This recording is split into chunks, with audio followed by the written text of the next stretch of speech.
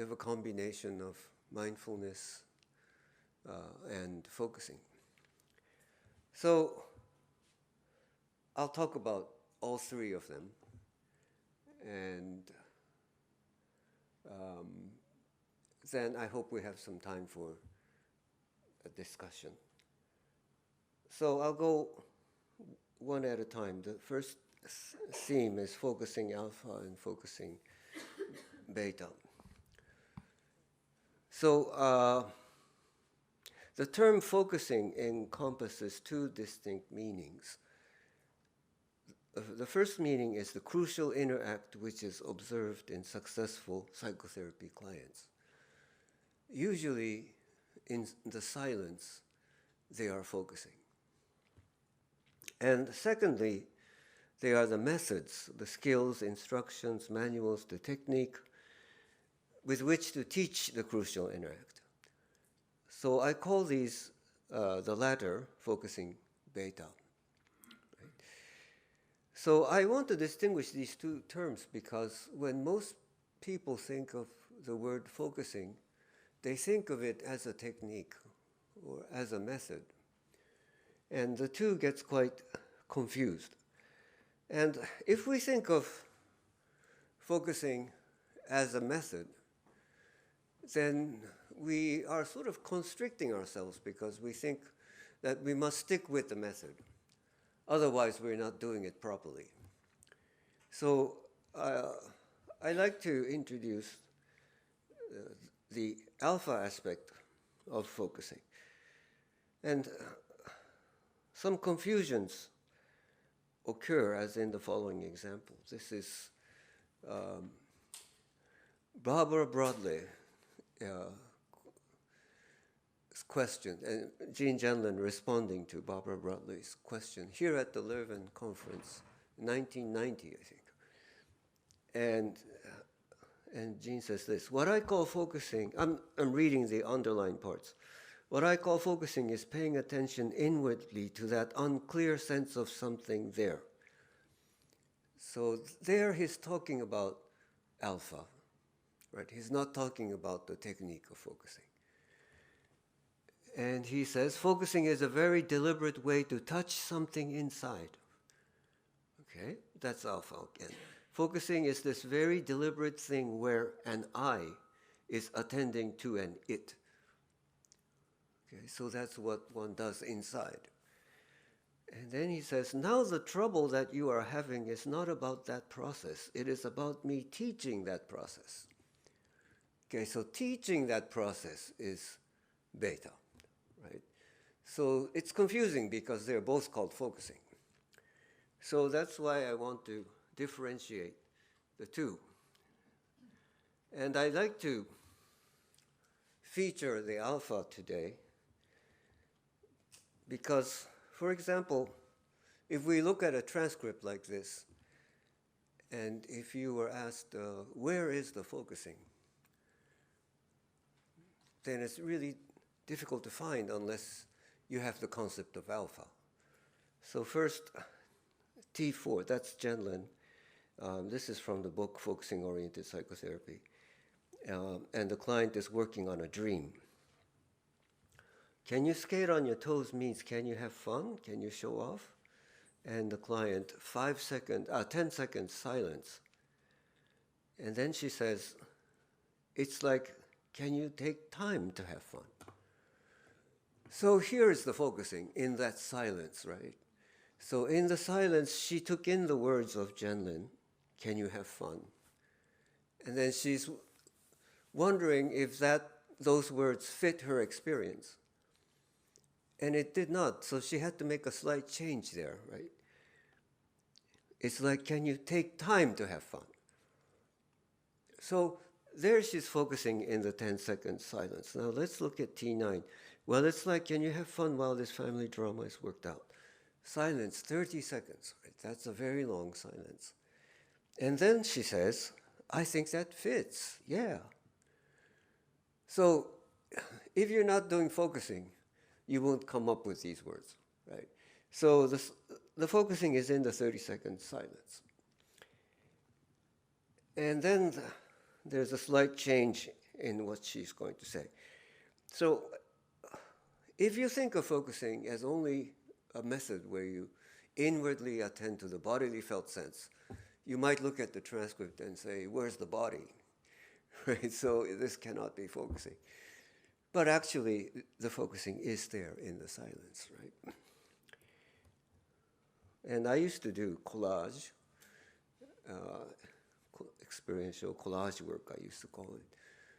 But making a collage is entirely focusing, right? Because there's no rational reason why it has to be a red Volkswagen that's here. There's no reason, but it just feels right that that's here. And it feels right that this lady is in the, where you go, in the middle. And it feels like this collage is finished. There's no criteria, you know, like you have to put 12 pieces, otherwise it doesn't finish. There's nothing like that. You just feel, oh, this is the end. Or you feel something is missing. These are all like felt senses, and there's no logical reason. So while we're making a collage, the whole process is entirely focusing.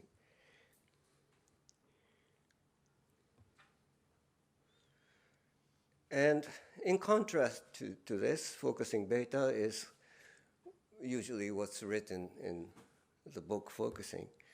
The book Focusing is almost entirely about focusing beta. It's about the skill of focusing. He says, the purpose of this book is to tell you what they do, what they as successful clients do, and how to do it. For this uncommon skill, we have taught the skill to a large number of people, So although Jenlin writes that the book is to tell you what they, successful psychotherapy clients, do, actually the book is entirely geared towards teaching the skill of focusing. And the inner act of focusing is not sufficiently articulated. Thus, the book gives the impression that focusing is focusing beta, a skill to be taught and learned. And in Appendix D of this book, Jenlin summarizes the focusing short form, his 6-step manual for teaching focusing. So from this book, we get the impression that focusing is a skill to be learned.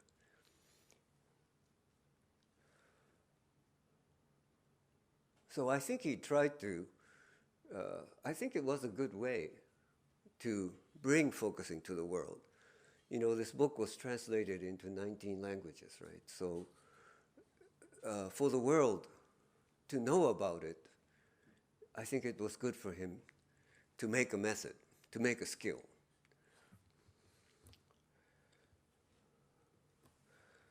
So, but what did Jean Jenlin write about focusing alpha, what he calls the crucial inner act that successful clients do? How did he talk about, how did he write about that?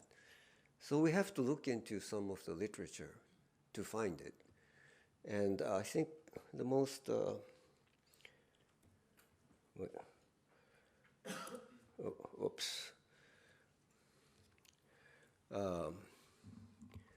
important article, I think, is The Theory of Personality Change, 1964. And then Jenlin describes what I call focusing alpha in the following way. Focusing will be analyzed in 4 phases. The division into these phases is more a result of my way of formulation than that of any inherent 4-step visibility in the process. So focusing, the experience of focusing is not made up of 4 phases. So he is just delineating the 4 phases for the sake of explanation, that it's easy to explain. So he says, to summarize them, phase 1, direct reference to felt meaning, which is conceptually vague but definitely felt. So here is a very important term, right? Direct reference, or direct reference to felt meaning. If you use it as a noun, it becomes direct referent. So what does he mean by that is that we can refer to experiencing directly, or we can refer to felt meaning directly without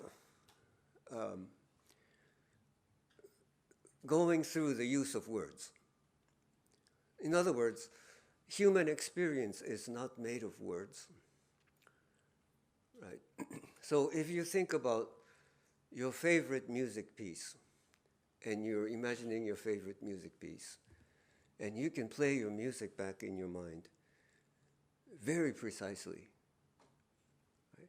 But if somebody would ask you, what is that song like? And if you had to explain in words, it would be very difficult to say in words what it is. You say something like, I'll say something like, it's a bossa nova song, but that's not enough, right? And I will say, it's a light kind of breezy music, but that's not enough. It's difficult to say in words, but we have the direct experience of it. Right now, you have a direct experience of me talking. But if somebody asked you, what is he like? Then it's going to be very hard for you to say in words, right? But we have a felt meaning of what he's like. So that's direct reference. And then there is an unfolding and the symbolizing of some aspects of it. So symbolizing means you can put it into words. And then there is global application, a flooding of global application. I think it's kind of exaggerating to say global, but that it's applied to things. And then a referent movement. In other words, a movement or change in the direct referent.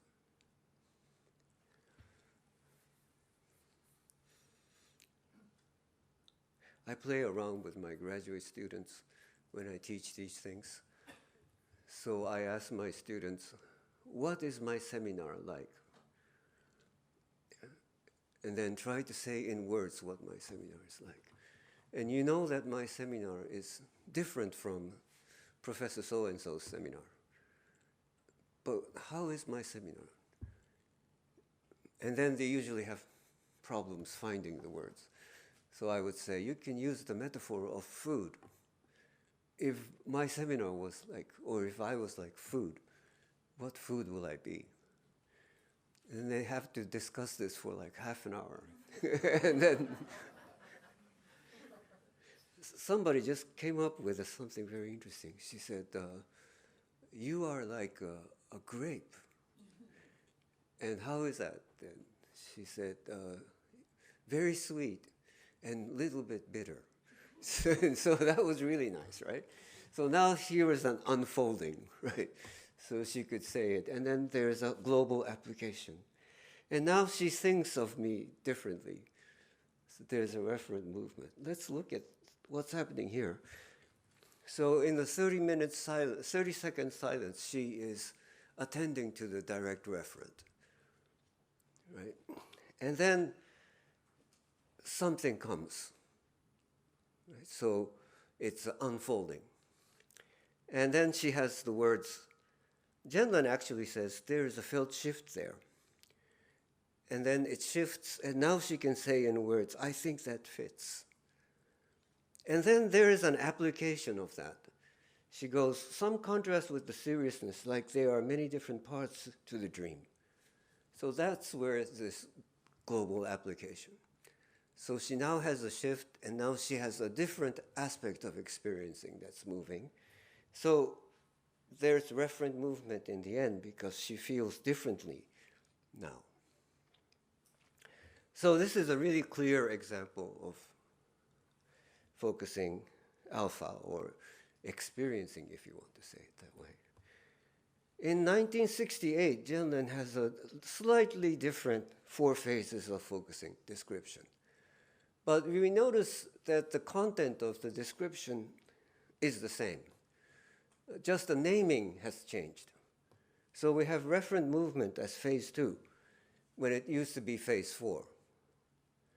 And phase 4 is now called content mutation, because what is the content of something that's discussed has changed, right? So if we go back to this, the content has changed because it's about seriousness now. So it's different from the last part, while this family drama is worked out. Okay. And then Gendon has also referred to this in philosophy, in this book, Language Beyond Postmodernism. And Gendon's philosophy is hard to read because he doesn't really say exactly where his philosophy comes from. But in this rare passage, he says, perhaps the most radical impact of my philosophy today stems from Wilhelm Dilthey. So he really makes it clear that he's coming from Dilthey. And this is no surprise at all. No surprise at all because Gendon's master's thesis is on Dilthey. Right? And in his master's thesis, he refers to Dilthey's experience, Erleben, as being experiencing. So we know that he's coming from there, and he says, as I would explain this, say a bug runs, he says, Dilthey has three terms, experiencing, expression, and understanding. I think these three terms are very important to understand focusing. As I would say this, say a bug runs away from you, or a spider plays dead. As I would explain this, say a bug runs away from you, or a spider plays dead. What is this explanation? Right? This is, Gene is very difficult to read because his explanations are very difficult. But actually, it's not really, if you think about it. Here is this experiencing, expression, understanding in Dilthey, right? And spider playing dead, how would that work? It's supposing a spider is walking here on this desk, and I stomp on this desk, and the spider plays dead. So the spider playing dead is the spider's experiencing. It's the spider's expression. And we now understand that the spider is afraid of me. Right? Or the bug runs away from you. It's the spider is running away from me. The running away is the spider's experiencing. The running away is the spider's expression. And we understand that this bug is afraid of me. So that's the Dilthey way of understanding hermeneutically. But Gendon changes this a little bit so that it's no longer hermeneutic. It's more of a psychology of self-understanding. And I think he could do this because he was doing counseling. He was doing therapy, right? So we know that, for example, a client comes in and the client says, I've been feeling anxious these days. So we know anxious is her experiencing, anxious is her expression, and anxious is how she understands herself. But as she's saying this, Gendon's very interesting point is any experience reflects on itself. So the person says, I am anxious, and while she's saying I am anxious, she's also checking if the word anxious is right. It comes back to oneself, right? So she might say then, well, it's not actually anxious. I'm actually feeling very nervous. So now nervous is her experiencing, nervous is her expression, and nervous is how she understands herself. Okay, and the therapist might say, so you're feeling nervous? And then she might say something like, well, actually, I'm also very irritable. Okay, so now it's irritable is she's experiencing. Irritable is the expression, irritable is understanding. So as we do listening, this cycle is turning and turning and turning, right? We don't get these new expressions as a revelation of the unconscious, right? So it's more the turning of the wheel of expression, experiencing expression and understanding. So I think focusing alpha this is the theoretical basis of it. So I'm going to do a workshop from tomorrow, and we are going to deal with this, but here we might just do a simple experiment, which is find one word in your own language that can say your experience of today. Your experience of today is a direct referent, right? It's hard to say in one word what it is. If I say today was a happy day, happy is not exactly right, but it was not a sad day. And so what was today? Maybe you can try with your partner, and maybe just 2 minutes or 3 minutes or something like that. Just try to find a word for your experience of today. Okay, go ahead.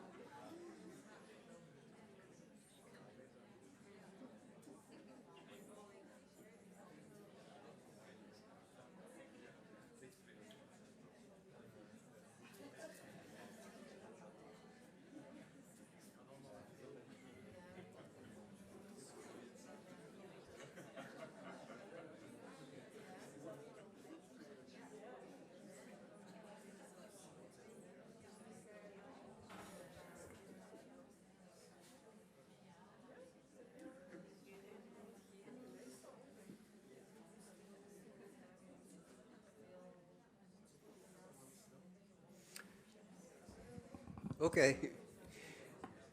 Did you find a word for the experience of today? Yeah. Would anybody willing to share the word?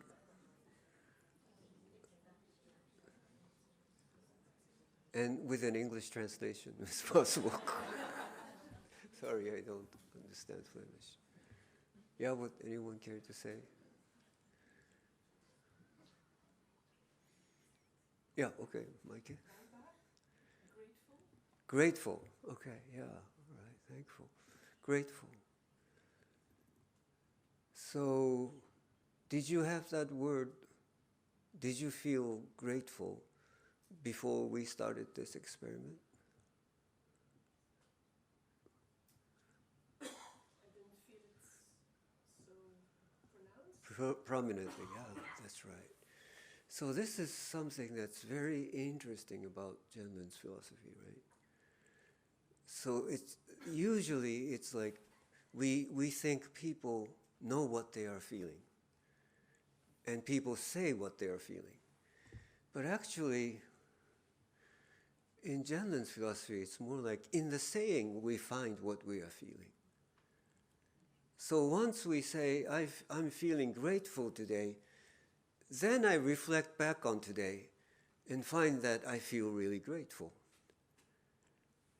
So this is a kind of crossing that you did. Your crossing of today's experience with the word grateful. Genlin says any two things can cross. In Genlin's metaphor theory, any two things can cross. And this is quite different from the usual metaphor theory, where the commonalities pre-exist the metaphor. In other words, a rose is beautiful. You are beautiful. So beautiful is the commonality. And therefore, you are a rose will work, right? Because you already know the commonality. But in Genlens, we don't know the commonality until we say it. And after we say it, we find what we really wanted to say. Isn't that interesting? It's fascinating for me. Only after we say things, we know what it meant. So, in the workshop, we'll be doing crossing with animals. Take a moment to sense how your life is going. This sense of life is difficult to express in words. What I mean by sense of life, or how your life is going, is in philosophy we would call it existence. Right? So your existence is hard to put in words. So symbolize your existence as an animal. What is this animal doing? Your thoughts will evolve as you speak to your partner. The animal may change as you speak. The animal can be a mythical or fictional creature. When you are the listener, listen as in an ordinary conversation, So we're not doing it today. It takes some time, but in my workshop we will do it. And again, saying brings, you find yourself through the animal.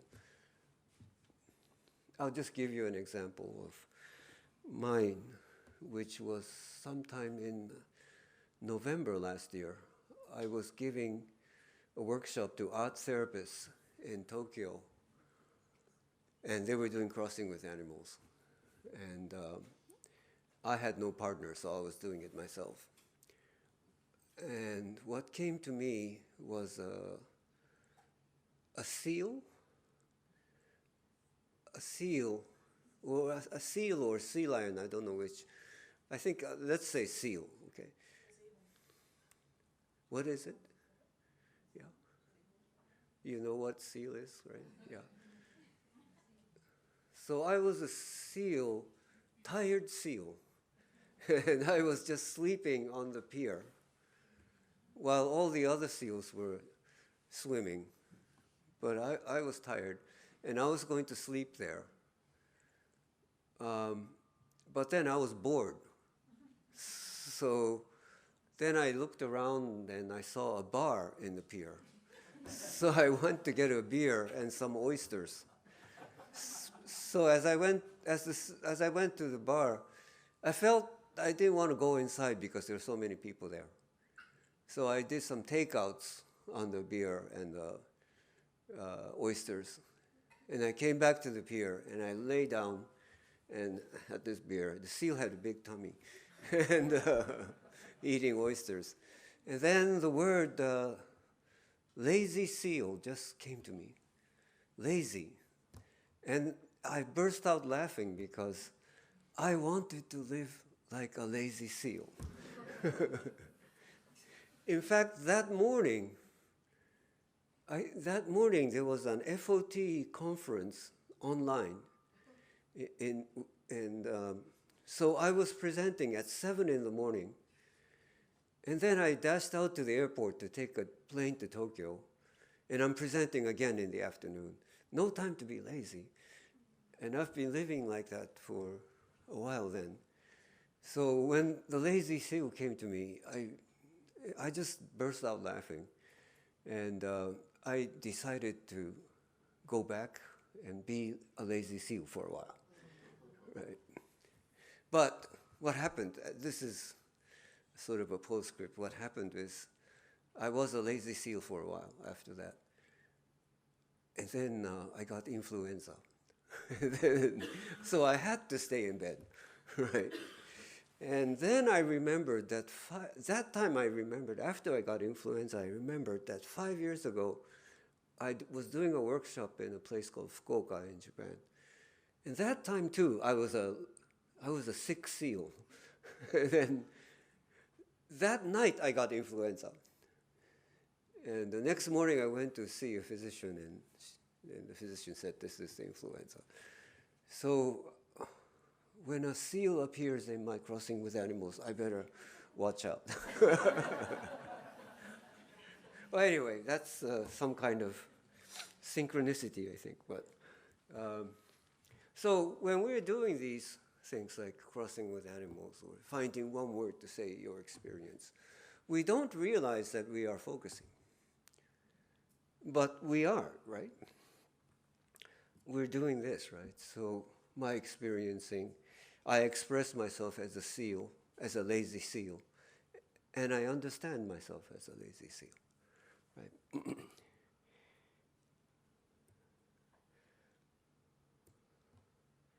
Right, so that's just the sculpture that I found in an outdoor museum in Hokkaido. So that's the first thing that's exciting to me these days, because everybody thinks of focusing as a technique, as a focusing beta. But really, in our real lives, we're actually focusing before we notice that we are focusing. And I think that's very important in therapy, because you don't really give instructions all the time. But while you're listening, the person doesn't know it, but the person, as she speaks, is focusing, right? So the second thing that's interesting to me is what I call the experiencing model, how I view the person and how I view the interaction. And I've always been interested in the view of the person. How do we view the person? And I first reported this in 2022, just 2 years back, in Japanese. And while I was, there was a case that I did, actually a focusing session that I did online, but it was a dramatic shift there. And in that, I realized that I had these views of the person, and I made 4 assertions about it. And then I also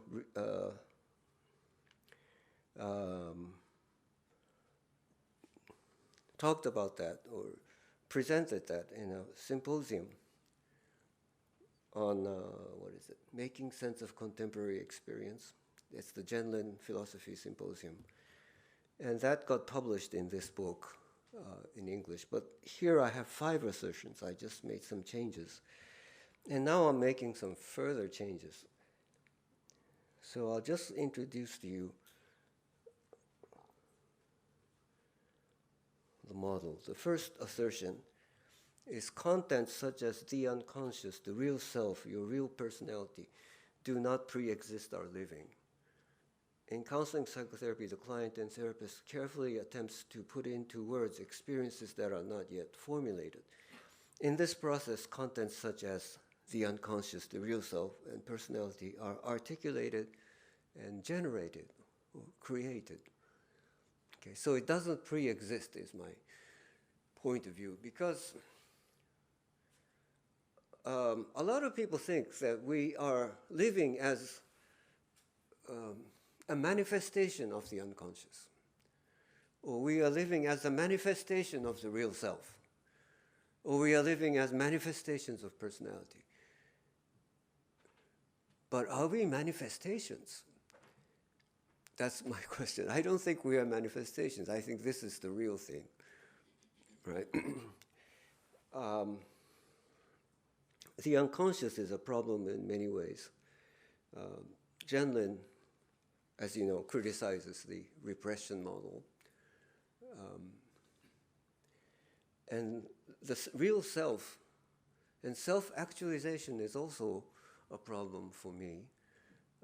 And Genlin never uses the word self either. I don't think he thinks such a self as a content can exist. I often criticize Roger's self-actualization in this way. He got the expression self-actualization from watching potatoes, right?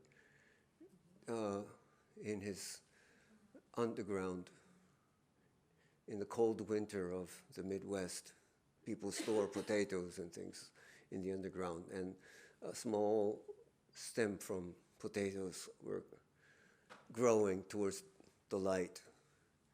And he looked at that and thought about people, his patients, who were living in very poor conditions. They too were growing towards the light. So he got the notion of self-actualization from there. But my criticism would be like, a potato can only become a potato. In other words, it's quite deterministic, right? So it's like, after all my personal development and after all my personal growth, what I become is what I was meant to become. Isn't that kind of strange, right? It's like what I was meant to become was already there from the beginning. So in that way, I don't think it pre-exists our living. But in the therapy process, we have many things of which we don't know. There are some things we feel and we don't know yet. And as these become evident, then we say, oh, that was my real self. Or this had been unconscious to me. So then we are creating these concepts of unconscious and self and personality during our experiential process. So it's not like these things pre-exist our living, but in our living we are making these concepts. Okay. The second thing is very important to me. It's that people are not mechanism. A person can reflect on their own experiences because they have consciousness. And in reflecting on experience, a person finds that experience are not a result of causality of past experience. Any experience implies the next step of living. So the point is implying. And I really want to have psychologists understand this concept of implying, because otherwise they get trapped in causality thinking, right? So Zenlin says any fragment of experience is a further living process. In other words, something like, I am hungry. This experience of I am hungry points to my next step of living, which is that I need to eat something, right? And not just anything. Actually, we had dinner already today, right? So, but if I was to have something, it would be something light, or it would be something, well, I guess it would be something sparkling. Anyway, so what we feel like our hunger or thirst points to something. And so if you have a hungry person coming, you would like to ask, what would you like to eat? You don't ask, what caused your hunger, right? So if somebody who is anxious comes, we want to ask, what would make it feel better? And not just what caused it, okay? So any experience is taking us to the next step of living. And that's the way I see things. And that's the way I see my clients, that they're experiencing is a living further. The third assertion is a person can understand the other because they re-experience the other's experience. And this is the German word nacherleben, which is re-experiencing is one of the translations, but I don't think there is a good English translation. So many English-speaking psychologists don't refer to this. Rogers never did. He probably doesn't know the word. Zenlin does in his philosophy, but not in the focusing literature. And on occasions where the therapist's re-experiencing of the client's experience differs from the client's own stated experiences, therapists may communicate their re-experiencing to the client. Right? So, supposing the client is saying, I feel angry that so-and-so told me this, I am angry. But as I listen, I feel this person's hurt. And so I might say, I hear your anger, but I'm also sensing that you are hurt. Could that be, am I right? You know, something like that. I always give an example of this, nach Leuven, like this. I had, she died 10 years ago, but I had a golden retriever. It was like my best friend. And the golden retriever was always stick around with me. Every time I walk, she would be walking with me. And as I sit down, she would always sit on the right side of me. I don't know why. She sits on the right side of me. And then she begins to lean on me. So my leg starts to feel heavy and warm. And then she puts her hand on my feet. So I could feel her hand, her paws on my feet. And then she would look up at me, right? And she always has her mouth open when she looks at me. So sometimes the drool drops on my clothes, and I can feel the wetness on my pants. Okay? So as I talk about this, you probably saw the dog, right? You re-experienced the dog, not only visually, but also the wet drool and so forth, right? And your re-experience, your nach Leuven of this story is much richer than the words I said. For example, you probably saw more than I said. For example, you might have seen the dog's hair on my clothes, right? And as you say that, you must have had dog hair all over your clothes. Then I would remember that dog hair all over my fleece jacket, and sometimes it stinks. I could even remember the smell, right? So your re-experience interacts with my experience and makes my experience richer.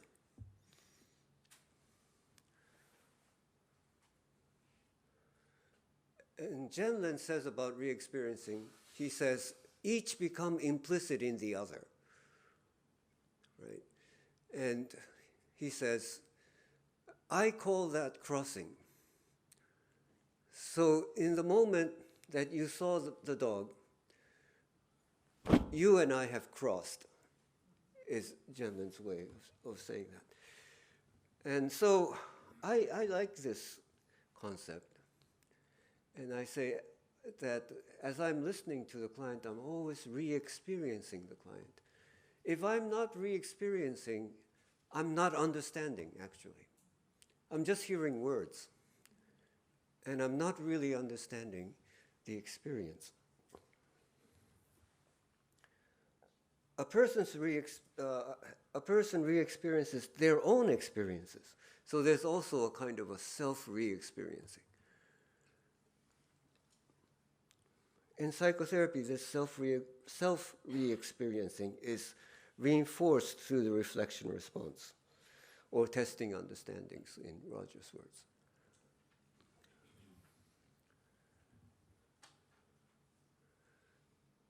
So, when I say, just as an example, if I say I'm anxious, just as I say I'm anxious, I'm checking with myself. Am I really feeling anxious? So I'm re-experiencing myself. Right? And if the therapist in that moment says, is it anxious that you feel? Then it helps me. It reinforces my self-re-experiencing. So we say back the same words to help the self-re-experiencing of the client.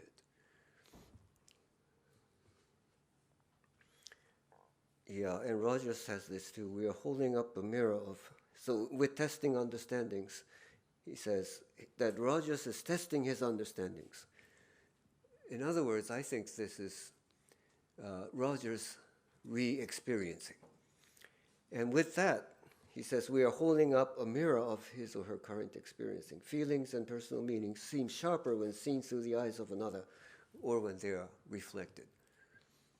So the reflection response is like holding a mirror, right?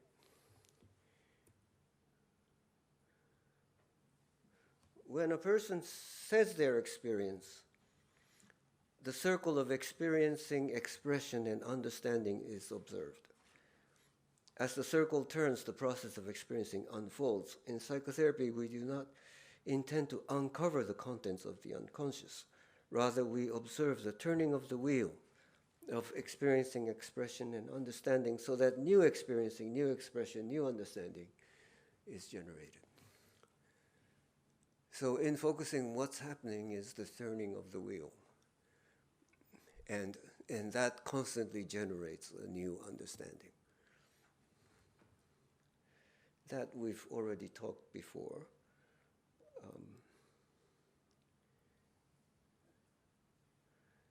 Right.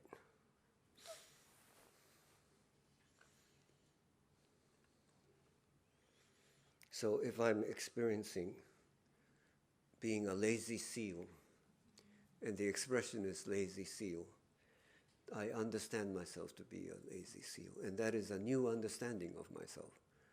Right, that happened in that instance. 10 minutes ago, I didn't have it. But as I got the image, I got that new understanding. And the last assertion is when a person newly understands experiencing, the new aspects are retroactively applied to the past, such that a different past emerges. Such newly emerging aspects of experience that changes what was is termed the carried forward was. So this is a very interesting thing that always happens.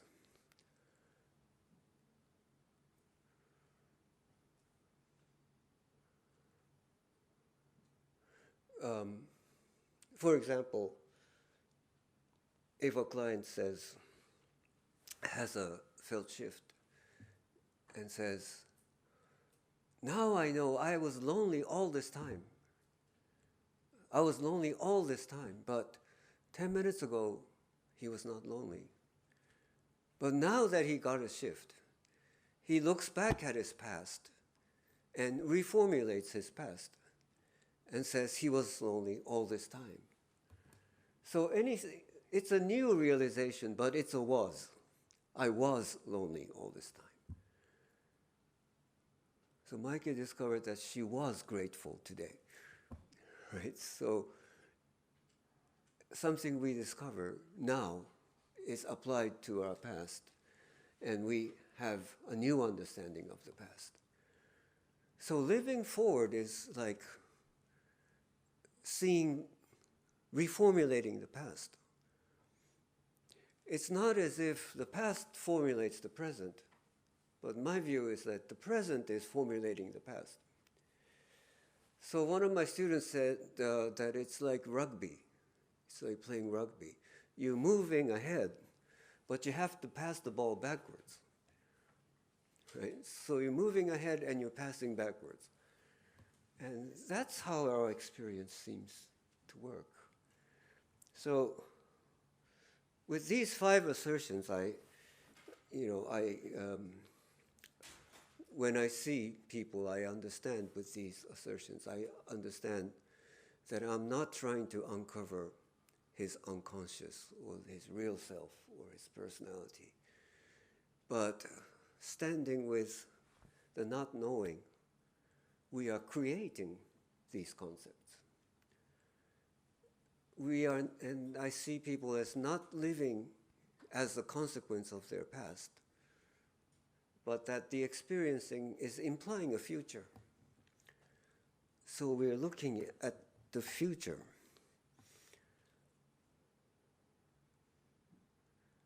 I think any living thing is living forward, right? And then thirdly, as I listen to the person, I re-experience the person. And the person who is speaking re-experiences herself. And speaking is the turning of the wheel of experiencing, expression, understanding. And through that, we discover what it was. Okay. My friend Mia Leeson, who cannot come today, said if I was going to make PowerPoint slides, put in a lot of pictures. So I put in a lot of pictures. Sometimes it helps to take a break, she says. So after all these conceptual things, I put in a picture. So this we will do in the workshop, but I have a method called Chicago-style listening. It's a 50-minute pair exercise, so we cannot do it here. But I'll just tell you what it is like. So you might want to do it sometime. It's originally from deep listening in David Rome. He has something written about it in this book, Your Body Knows the Answer. Using your felt sense to solve problems, effect change, and liberate creativity. He also calls it embodied listening. If you look at YouTube, you'll find a lot about his embodied listening. Do you know David Rome? Have you heard of him? Yeah. He was the secretary of Chogyam Trungpa. Chogyam Trungpa is the Buddhist monk who brought Tibetan Buddhism to America. So David knows a lot about Buddhism and meditation. But he was a friend of Genlin, and he knows about focusing. So at one time he was the, chairman of the board of the International Focusing Institute. And he had come to Japan for Asian Focusing Conference. And we did a workshop together on embodied listening. So I like it a lot, but I've changed it a little bit because I talk more than he does, I guess, so I want to talk. So in his deep listening, you don't respond with words at all. You just listen, just being fully present and listen. And that's very interesting. It's very interesting if you do it, because a lot of new therapists, young therapists that I'm training, for example, when they're listening, their listening capacity is about 50% or less because they are thinking about how to respond. So they're thinking, how should I respond to this? And then they're not listening to the client. So if you don't have to respond, then you're just purely re-experiencing. And David Rome would be like, tune into what's going on in you. Like you're wanting to respond, or you're wanting to ask questions, or what the person is saying is giving you a felt sense. See what's happening in you, but don't say anything. Okay? So, and I think it's really effective. But I want to do some verbal responding. So I would say for 12 minutes, the listener does not respond in words. Become aware of what is going on in the listener himself or herself. The next 8 minutes, the listener can respond. When responding, use testing understandings as much as possible in order to assure that you understand exactly. You can also share your re-experiencing with the speaker. So it's 12 minutes and 8 minutes, 20 minutes. And switch partners, 20 minutes. So altogether 40 minutes. Plus maybe 10 minutes reflection. gives it really about a 50-minute workshop, a 50-minute pair work. So, although we're not doing it today, you might want to try it and with your partner, and it will be very interesting. And you'll notice that you find yourself focusing, even though there are no instructions. So as you say something, you're checking with yourself, is this the right word? Right. Okay, so then you'll notice about the 5 assertions I made. You can probably sense it right here. That you're listening to this person as not as a representation of the unconscious. You're listening to this person as the person is trying to live further. You are re-experiencing this person. And the person says something which turns the wheel of experience, expression, understanding. And then he or she is discovering what it was. So that's part 2.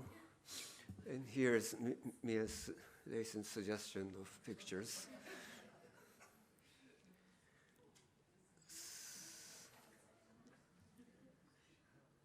And then the third thing I want to mention is the Asian focusing methods, a blend of mindfulness and focusing.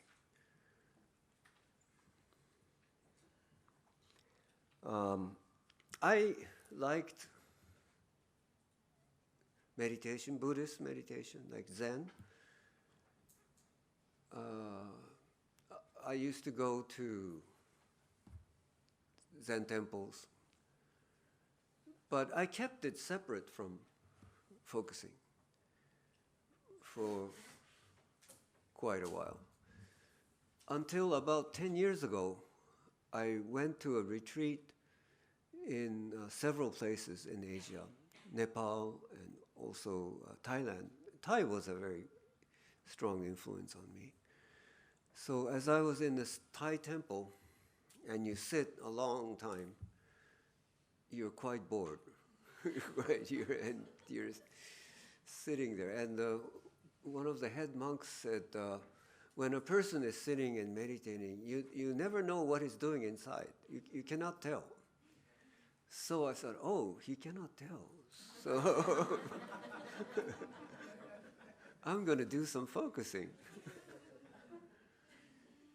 And it turns out that I catch myself doing focusing in meditation. Right? So that was very interesting. And when I came back to Japan, that was a sabbatical. And I was out of the country for a while. And when I came back, just as I came back, my friends who are Buddhist monks published a book called Updating Buddhism. And this was a very interesting book. Issho Fujita, some people might know him, because he comes to focusing conferences a lot. Fujita is the director of the International Soto Zen, San Francisco Zen Center, and so forth. He lives in Japan, and before he became a Zen monk, he was a psychology graduate student at Tokyo University. He was writing his PhD in educational psychology, and so he knew about focusing and person-centered.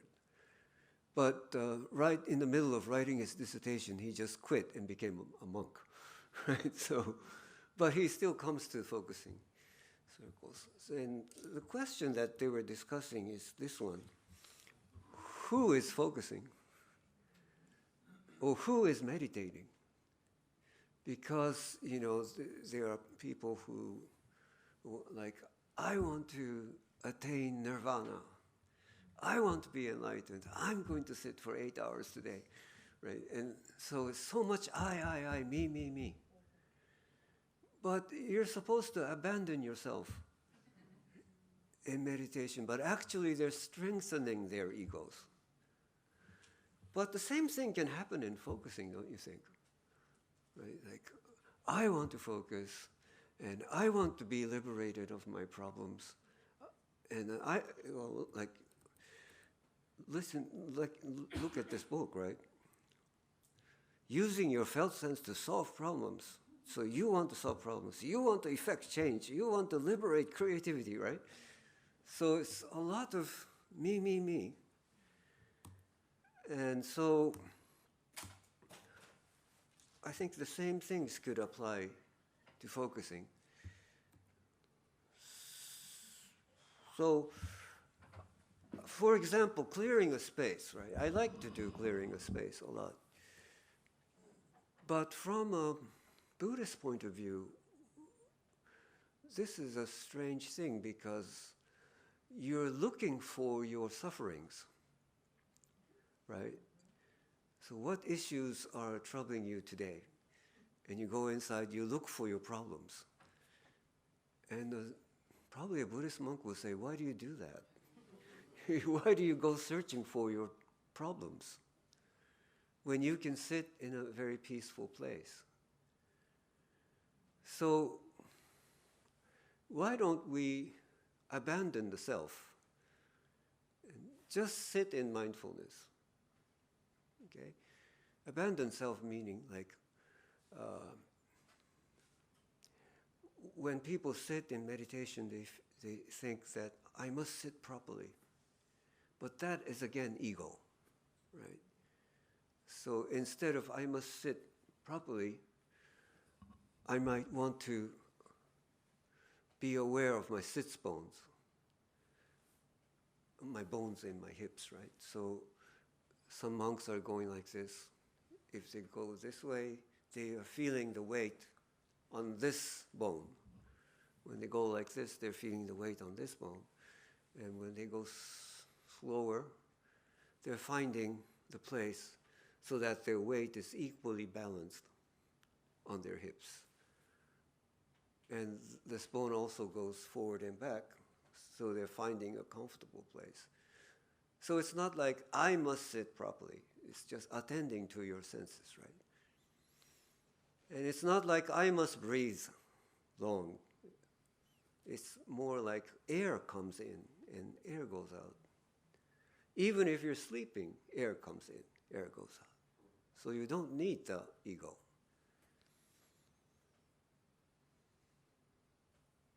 And if you sit there, just attending to your breathing, or just attending to the sounds coming, or the sensations, then you notice that thoughts also come, right? You don't have to go looking for thoughts. They come to you, right? So they come to you, but they go. They come and go. So if they go, don't go chasing after them, right? They're gone, so they're gone. Just be aware that they came, and just be aware that they're gone. And if something stays with you, if some thought stays with you, then be aware that this thought is staying with you. So what is this thought telling you? Or is there a felt sense when you have this thought? Does it make you feel inside? What felt sense comes when this thought comes? And if you lose the felt sense, that's okay. It's gone, right? But if you still have a felt sense, and if you can symbolize it, what is this like? And I can stay with it and focus with it that way. This is what I call observing ego. Observing thoughts, the one below. And I forgot to write in English, but it's called kansoho. I should write it because I don't think you understood.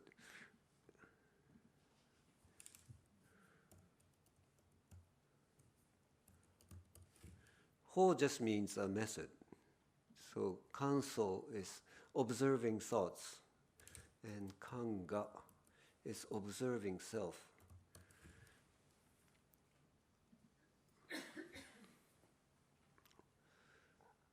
So just observe the thoughts that come and thoughts go.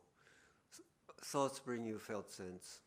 And the difference of focusing and meditation is that in focusing we use words. We use words to express. In meditation usually don't. Right? So what felt sense is this giving you? And usually when I do Kanso Ho, I sit in pairs facing the same direction. So the other person is sitting here. And we do not designate who is the listener, who is the speaker. Because that designation also makes you uncomfortable. It makes an attachment. I have to listen. I have to be a good listener. Right? So it's uncomfortable, so we don't do that. Like ordinary conversation, you don't do that either. You don't designate, I will be a listener to your conversation. No. Right? So if I'm sitting there and a thought is coming to my partner, and my partner says to me, a thought is staying with me, then I help the person. Okay? And if something comes to me, I would tell my partner, and the partner can help me. And the good thing is that we speak in words. And that's the difference with meditation.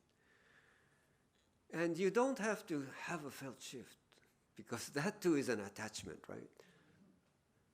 I must have a felt shift, otherwise it isn't good focusing. That's complete attachment. So we don't need that too, but it happens, right? A shift can suddenly come. Or maybe there's no shift and the thought went away. That's fine. Just observe that. So the point is to observe. It's a kind of a vipassana, right? Observing. And then a similar one is observing self or observing ego, which I call kanga, kangaho, or sometimes I call it kanga focusing. And this is very similar, and sometimes it's used in conjunction with Kansoho, because I'll tell you about that later. I'll just describe to you what it's like. It's like for any thought, there's usually a self behind the thought. Okay? I have a thought now that it's about time I'm wanting to have a Stella Artois. Okay, so there's that thought in me, but there is behind that a beer drinking self, right? So it's not that I only notice that I'm wanting to drink Stella Artois, but there is a beer drinking self behind that. And the beer drinking self is attached to drinking Stella Artois, right? So be thankful for that, okay? Be thankful for that. Be thankful for anything that appears. And see what the self looks like. How old is he? What is he dressed like? And I see him about 35, much younger than me, and dressed in like overall jeans and pretty fat, with long hair, and very charming, right? And very jovial. And he's always having a good time. So I thank him because of him I can have a good time, right? But for now he can go, right? And another thought comes to me, and so forth. I want to tell you about the time I first experienced this. The first time I discovered this. How did I discover this? Is I think it's more than 10 years now. I discovered that somebody had scratched my car from the front to the rear. Not the driver's side, the other side. So I didn't know about it. I didn't find out. So I didn't know exactly when the damage was done. But when I discovered it, it was, terrible. And I took it to the dealer. It was a Mercedes, so it was quite expensive. They charged like $4,000 to US dollars to repair. So I had to use insurance. But then my insurance premium goes up from next year, right? So I'm so pissed off, right? So the next day I'm sitting in meditation, and the image comes to me that I'm chasing the criminal.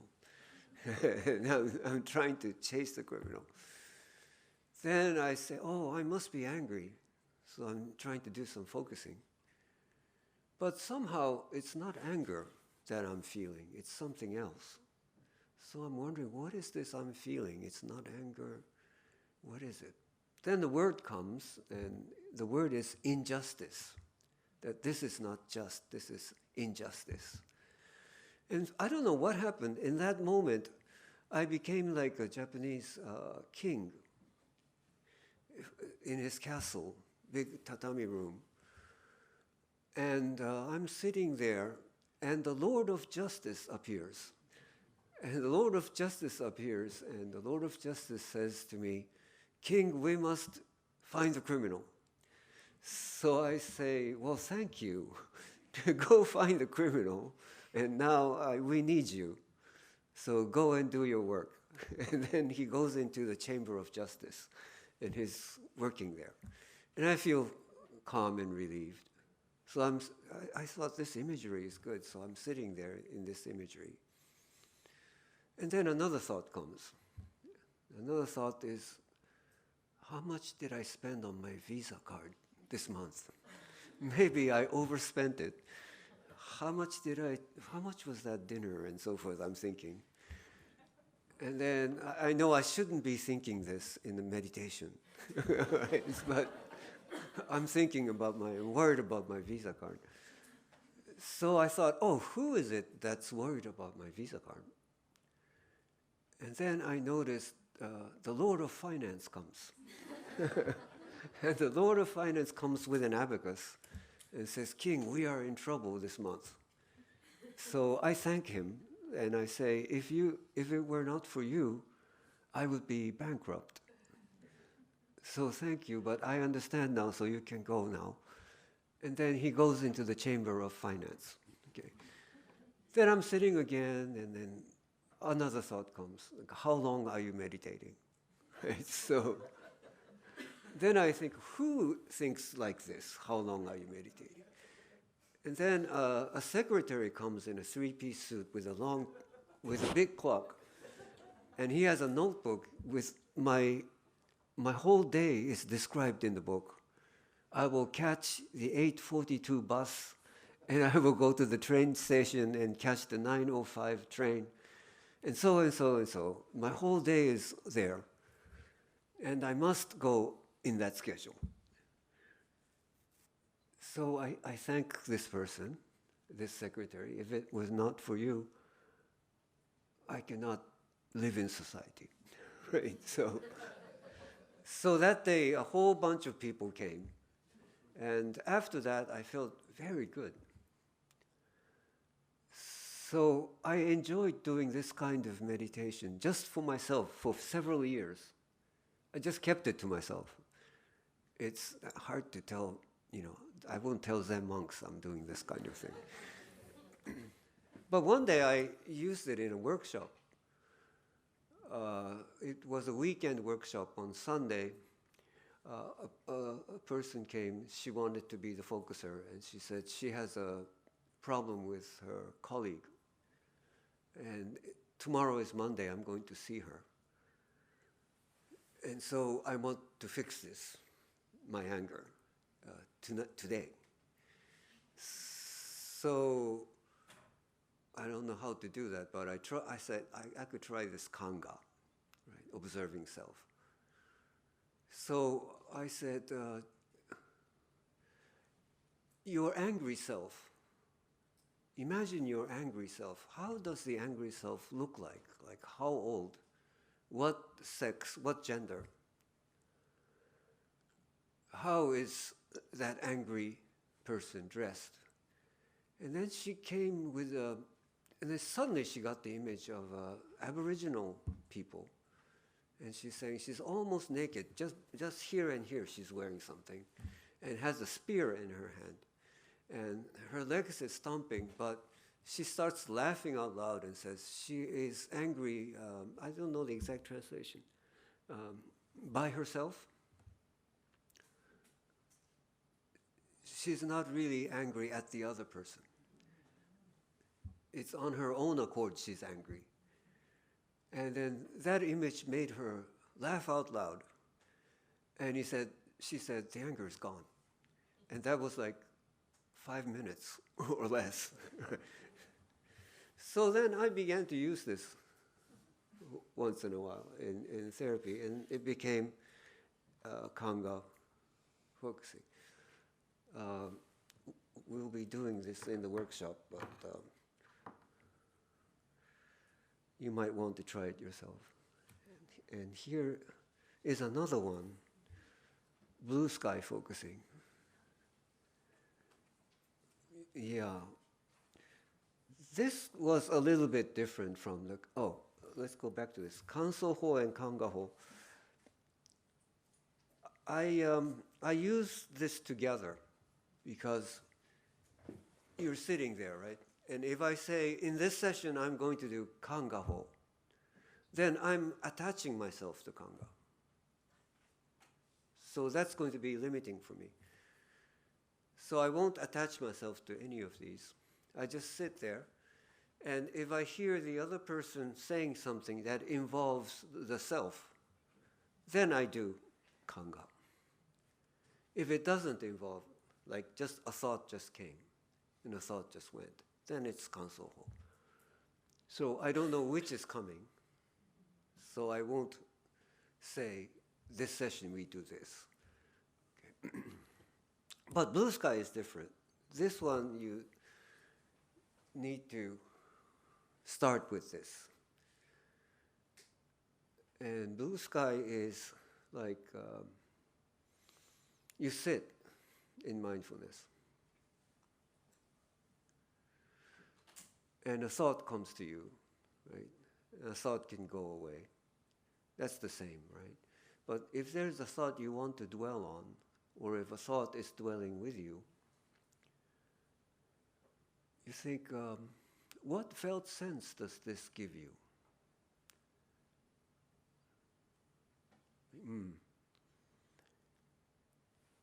In this computer, I have proofs of a book that I'm writing, and I must read, edit a few hundred pages in the next few weeks. And that gives me some heavy felt sense if I think about it, right? So I think, now, if this felt sense was a cloud in the sky, what kind of cloud would it be like? Okay, so it's a kind of a gray cloud. But it's not that bad. It's not like almost raining, but it's still a cloud. And if you are below the cloud, rain could fall on you. So you become the sky. You become the blue sky. And you look down at the cloud. Right, like this picture, this is from an airplane, but you look down at the cloud. So my gray cloud about the book is there, and I'm the sky, and I'm watching the cloud. And if I find something about this cloud, that's fine. but I don't have to. Right? I can just watch the cloud. Like when we were children, we watched clouds just drift away or changing shapes. There's a cloud that looks like a rabbit and it's changing shapes and moving. Just observe the clouds. Because if you want to have a felt shift or something, that's already an attachment, right? So just look at the clouds. And then sometimes you find other clouds of your life. So, oh, there's another cloud there that has to do with this. Or there's this cloud there. Or there's some unknown cloud there. That's okay, right?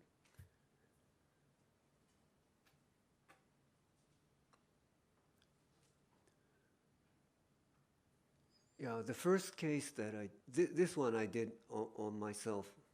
The first time I did this on anybody other than me was a person who had just had a miscarriage. She had been in infertility treatment for quite long, and she finally got pregnant, but she had a miscarriage. And so she was very depressed and angry at herself, and she was blaming herself, and she had all kinds of feelings. And she was crying a lot. And I was saying, what you're feeling now is not you, it is a cloud, and you are the sky. So watch the cloud. And then she would have another thought, like she's blaming herself. Okay, so that's another cloud. And you are not that cloud, you are just observing the cloud. So that was a very impactful session, my first session of this. So then I've been using this method sometimes. So let's see. So there were three things that we discussed today. Focusing alpha beta, the experiencing model, and Asian focusing methods. And this picture, why is this picture here? This is where I live in Japan. Yes, this is the city of Kobe. The ocean is right there. Across the ocean, the other side is Osaka. And as you notice, there are mountains. From the sea, there's a mountain that rises up to 1,000 meters. And so I was in Netherlands before this, and I noticed it's flat. In Japan, I'm used to seeing these mountains. And I can't point to you, shall I? I live around here. And behind this, and I live in a building around here, about altitude, about 300 meters above. Well, that's besides the point. Okay, so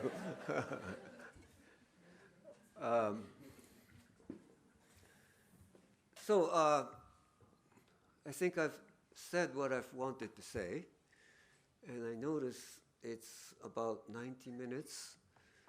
And usually in our university in Japan, our lectures are 90 minutes.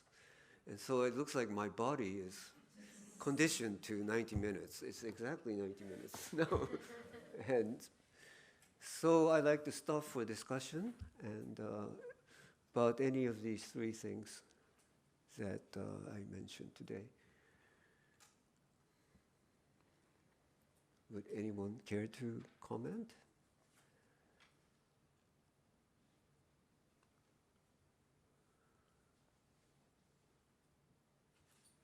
Yeah.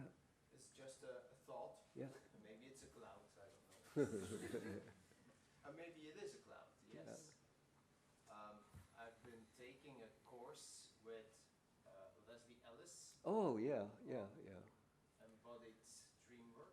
Oh, yeah. And she integrates Carl Gustav Jung's methods like active imagination. Yeah. So it comes like really close to your integration of Asian methods and kind of being very close to the felt sense, which I think Jung also meant. Active imagination was not just imagination, that the images would come, and I'm like Yeah. struck by the similarity, and Mm, probably mm, mm. also how we could understand that kind of experiential Jungian work Yeah. in the circle of Dilthey. Dilta, yeah. Yeah, Dilthey. Yeah. Yeah, yeah. Mm. So it's not really a question. It's kind of, yeah. a Yeah, sharing. right. So when we're doing, I don't know so much about active imagination, but there is very little sense of me, right? Mhm. That these imaginations come to you, Yes. right? Yeah. So in that sense, it's similar. It's not like I want to do this or I want to imagine this, right? So it's that these come to you. So it's very interesting in that way, yeah. And it reminds me also of what you first told about the focusing alpha and the focusing beta, how there probably in our experiential field is a lot of focusing alpha wrapped in kind of different Yeah. betas. Yeah, sure. Yeah. And if you really think about focusing alpha, you begin to make sense of, like, for example, I think Art Bohart mentioned in this Antwerp conference, I think it was Antwerp, maybe it was Italy, I don't know. Art Bohart was there in Antwerp, right? Yeah. And he said something like, Genlin's focusing is classical client-centered, right? So it begins to make sense. I think he's seeing focusing as alpha. Then it's very classical. And if you think of focusing as beta, then it becomes quite far away from classical client-centered. So I think that's interesting. And yeah, of course, the beta will not work unless there's the alpha in it. Yeah. But so we have to know that the crux of it is the alpha. Okay. Thank you. Yes? I have a question about the I in Gentlin. You mentioned it in focusing alpha, that Gentlin says, in the quote, there is an I and there's an it. Yeah. And towards the end, when you ask like who is focusing, Mm. there seemed to be no I. Yeah. So yeah, my question was like, how do you understand this I in Gentlin? Is what you tell in the end like really different from what Gentlin? Mm.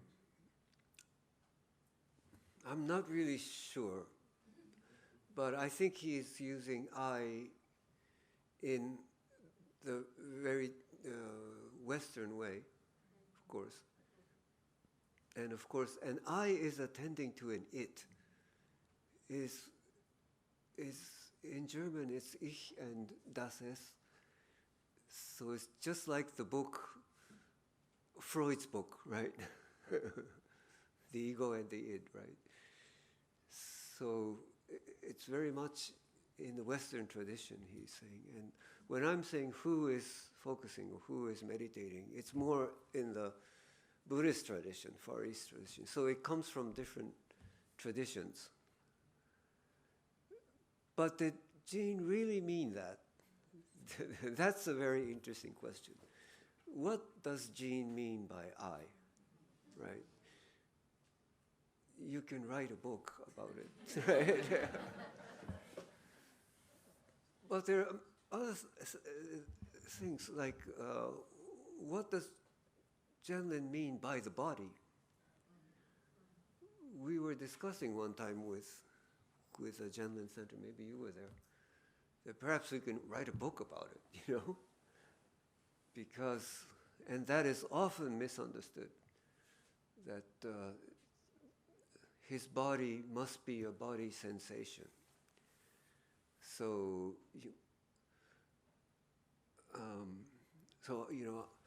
I don't like the attunement. You know the attunement? I never liked it, to be honest. You don't do that in therapy, right? But in workshops they do it. I never really liked it because you're looking for the body sensation. How does it feel in your body? It makes you feel like you have to feel something in the body. And in my experience, it turns away people because they would say, I can't feel in my body, so I'm not a good focuser. Focusing is not for me, you know.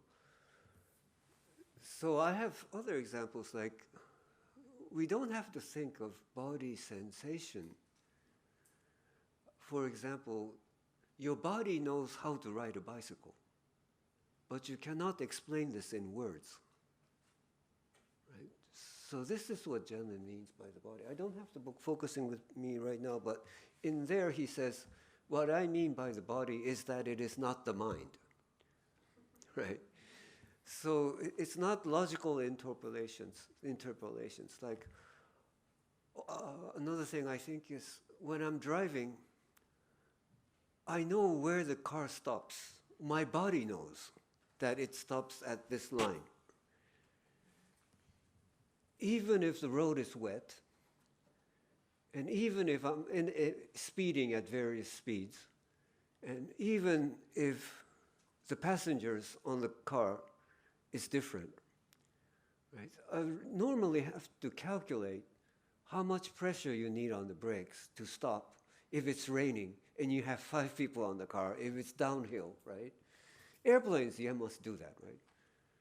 In airplanes, when you land, you have to calculate how much the airplane weighs and how long a runway you need and how much is the minimum speed to land. You have to calculate all that.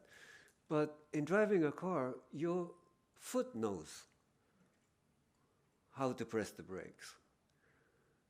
So the body knows, right? And in this body, it's not the body as a bodily sensation. It's not like there's something in my chest. So there's that kind of body.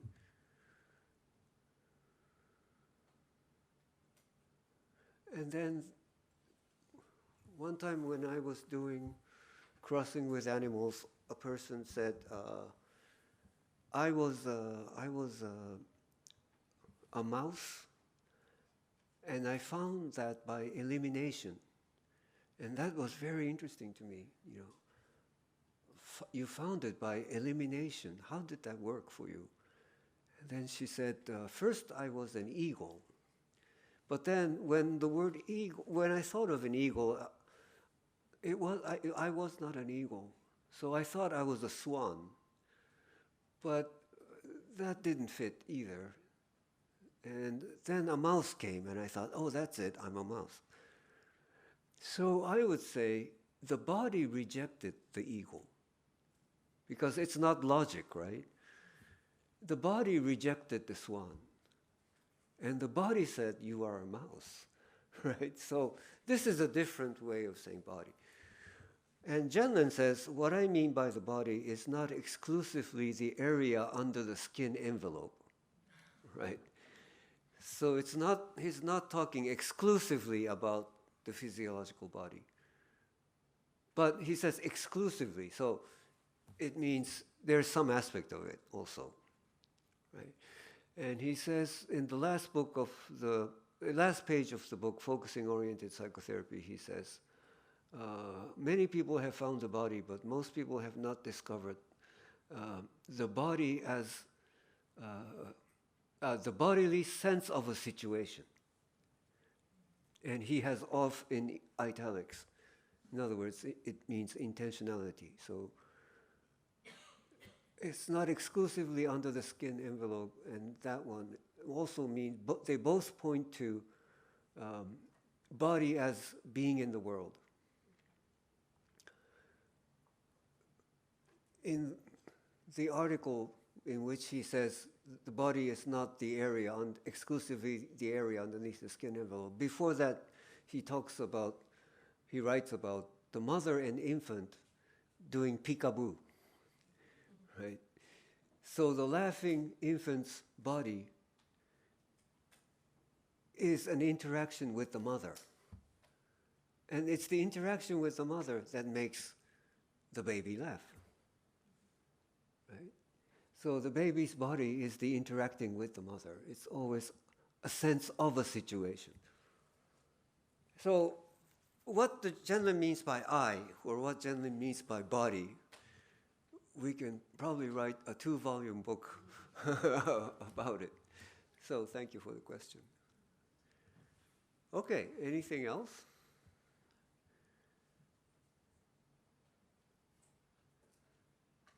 Yes? I find very interesting the connection to the Asian.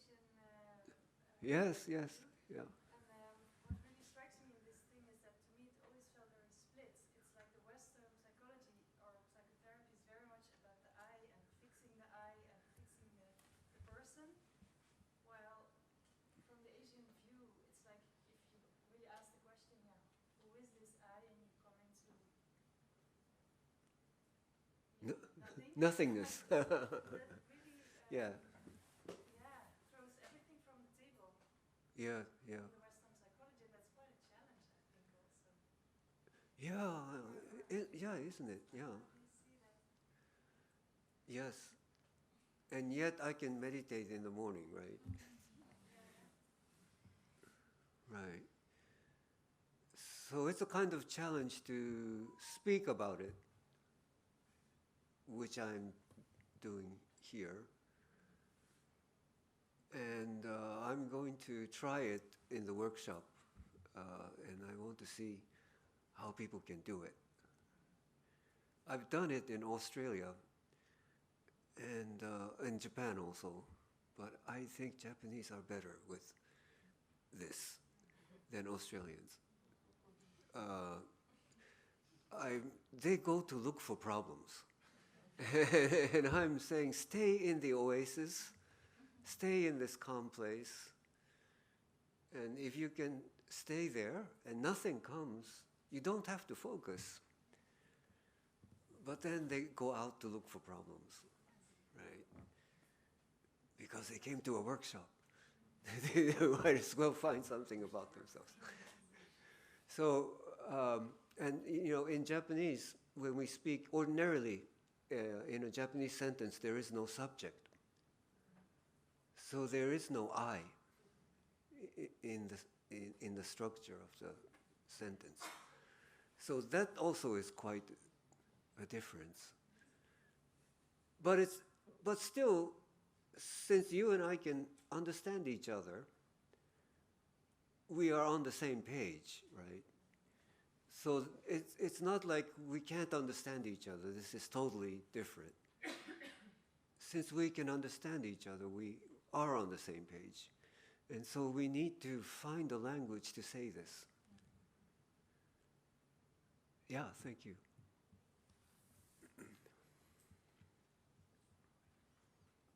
Yeah. Only one strange question coming to my mind, Yeah. but I'm thankful for all that appears. So I'm wondering, we know where you live, and I'm wondering where does the Stella Artois drinking lazy seal lives? Lazy seal lives, I don't know. I'm just looking at the picture and I'm wondering where would it be?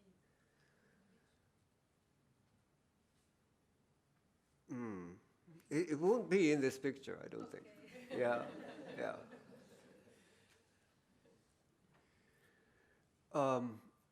I think we are different every day. We are always new. And so I was a seal, a lazy seal, in November. But it doesn't mean I am a lazy seal today. I could be something different. And tomorrow I could be something different. We're always renewing, always updating. Yes, and Franz, did you have a question? Yes. A question about the I. In clearing a space, we put aside all our problems, one by one. Yeah. Can you say what is left is the I revolt? I Revolt. With, I revolt. I without I, yeah.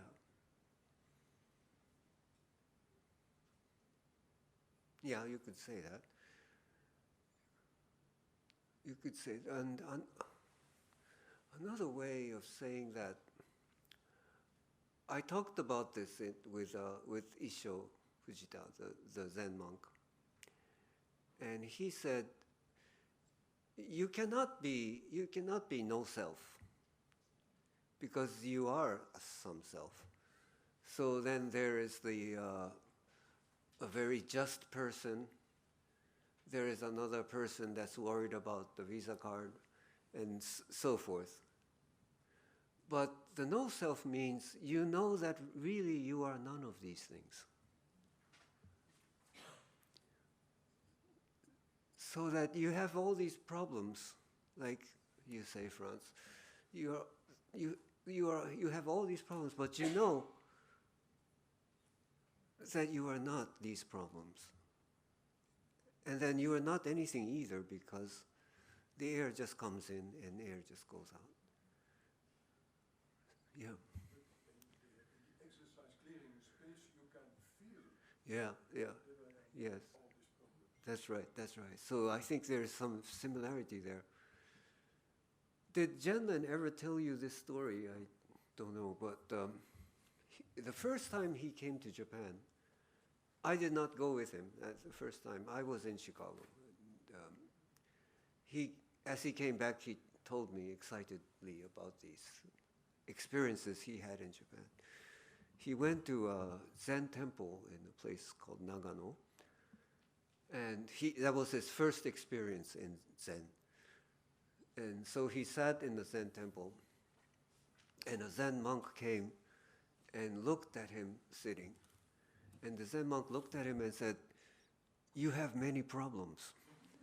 You put them down here, one here, one here, one here." And then Genlin laughed out loud and said, "That's clearing a space." So apparently they're doing something very similar, I think. Yes, thank you. Yes. Thank you for your fascinating talk. I'm wondering, the exercise about who is talking here, who is doing this, and how far that, as you say in Japanese, we almost never use I. On the other hand, there are so many words for I, like boku, atashi, watashi. Yeah, yeah. Oh, yeah, you know. Right. Wagahai, and so. Right. In what sense that made your thought Yeah. is different? Right, that's right. So you know Japanese, and there's many ways. I think there are usually 6 or 7 ways of saying I. Although we don't use the I in a sentence, right? So, as you know, it depends on the other. Which I choose depends on who the other is. So the I is always in a relationship. So in the West, it's more like I is I. It has an identity, right? The other is the other. It has an identity. But in the Japanese language, we are always the relationship, the interaction.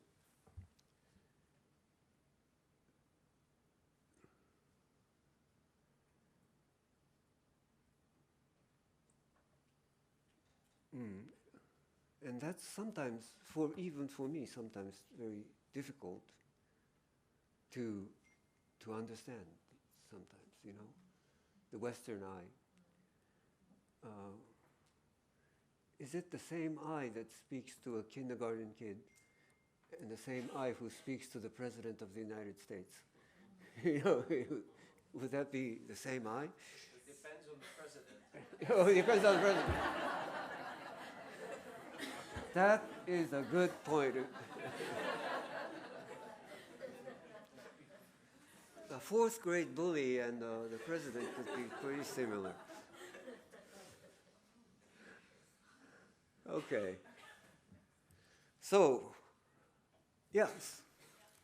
I was wondering, since you travel the world to give workshops, if there is particular cultural differences that you notice.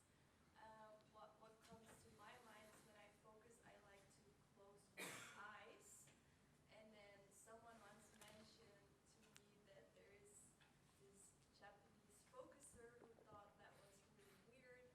That's me. That was you. So I was just wondering if there's like other examples that you have, how you notice differences between countries Yeah, and parts yeah. of the world. Where did you hear that from? Who told me? Yeah. It's someone who will be in your workshop. Oh, really? Yeah, I went to a workshop in Tokyo and everybody had their eyes closed. And it felt weird to me, you know. So when I was doing this session, I said, will you open your eyes, you know? And the person kept her eyes closed and said, is it okay to open my eyes? So it felt really strange that she was asking this kind of question. Because I come from therapy, right? And we don't ask clients to close their eyes because it makes the client feel very vulnerable. So it's better not to ask them this. In workshops with non-clinical settings, it might be interesting to close your eyes, but then it gives you the impression that you're doing something special. So it becomes more beta than alpha. Country-wise, do I see some differences?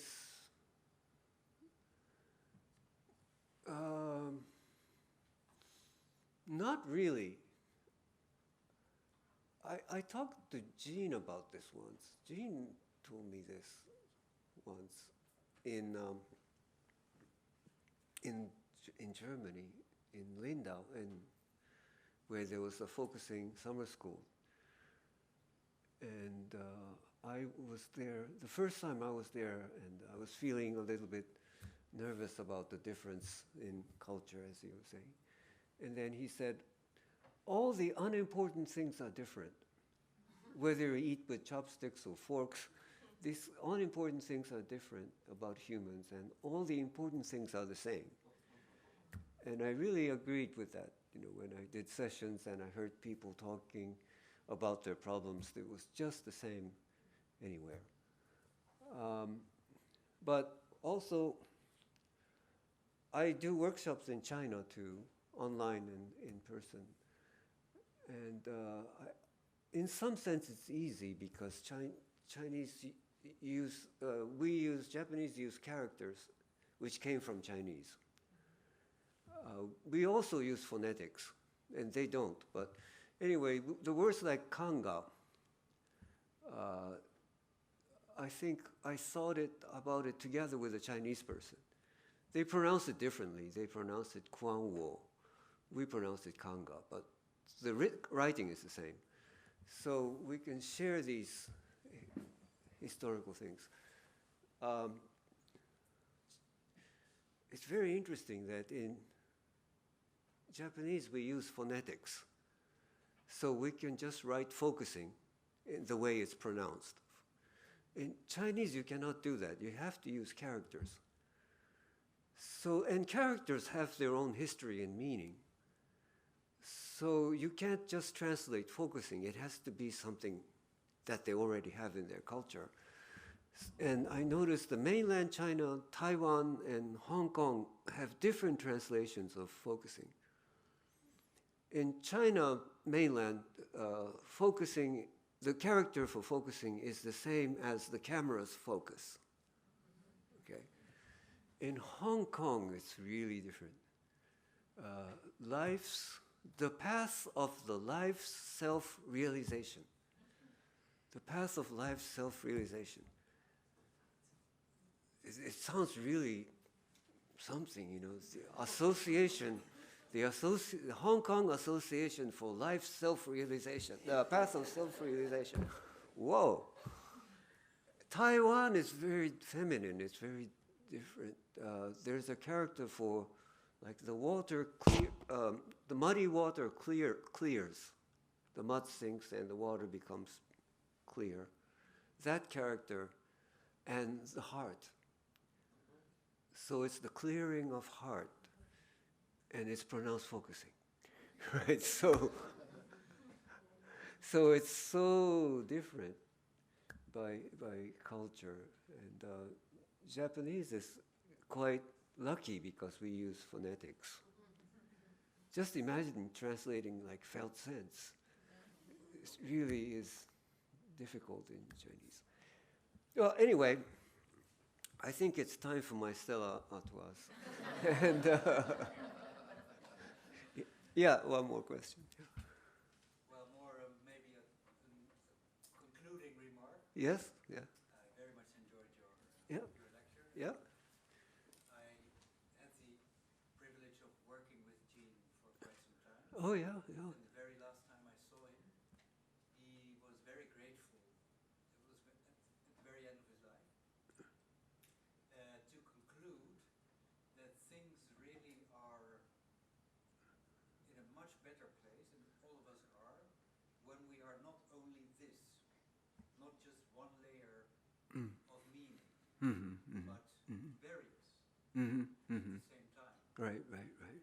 So when I hear you explain just now, for instance, about these different Right, phrasings of and meanings of focusing in the different cultures, right, right. amongst others, then I would certainly know that Jean would be smiling. I think so, yeah, I think so. Thank you very much, yes. Okay, so thank you, everybody. Thank you guys.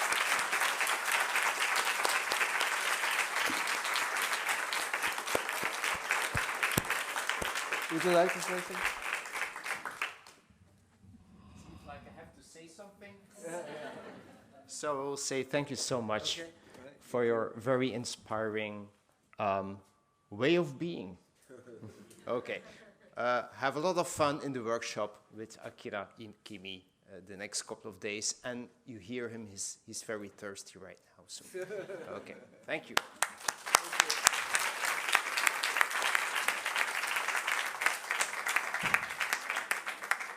Okay. Thank you so much. Yeah, that's great.